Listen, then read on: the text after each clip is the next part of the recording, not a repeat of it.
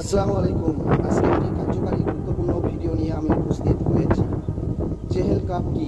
এটা কি কোরআন সুন্নাহ দ্বারা প্রমাণিত?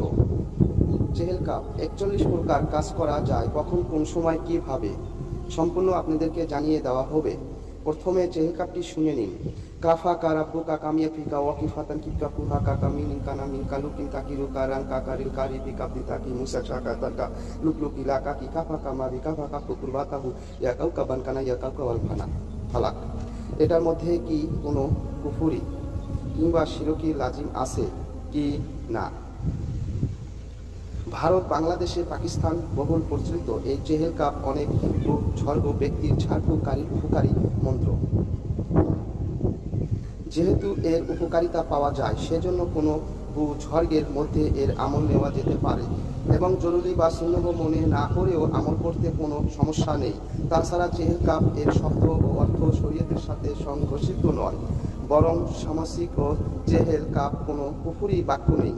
সকল বাক্যের ইচিত ও মনর্থ আল্লাহ তাআলার দিকেই চেহেল কাপের বিভিন্ন বর্ণনা পাওয়া যায়।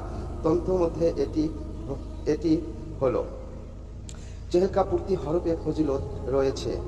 তোমার রব তোমার জন্য যথেষ্ট, তিনি তোমার রক্ষণবেক্ষণকারী এবং প্রত্যেক ওই আগত মুসিবত ও পেরেশানি যা অপেক্ষামান দুশমনের হামলার মতো, যা হামলার জন্য প্রস্তুত থাকে এবং ওই বিপদ আপদ থেকে দূর করা মুশকিল, যেমন পাখানো রশি যা পরস্পর মিলিত থাকে, যা খোলা মুশকিল, এবং এমন সব কঠিন ও মারাত্মক ক্ষতিকারক বিপদ পথ যা সজ্জিত লস্কর এবং উঠের বস্তুর মতো শক্ত হয়ে আমার লালন পালনকারী রব সমস্ত অপশক্তির মোকাবেলায় আপনিও যথেষ্ট। হে ওই আলৌকিক নক্ষত্র অন্তর যে উজ্জ্বল আকাশে তারার মতো তুমি সঠিক পথে পরিচালিত করো।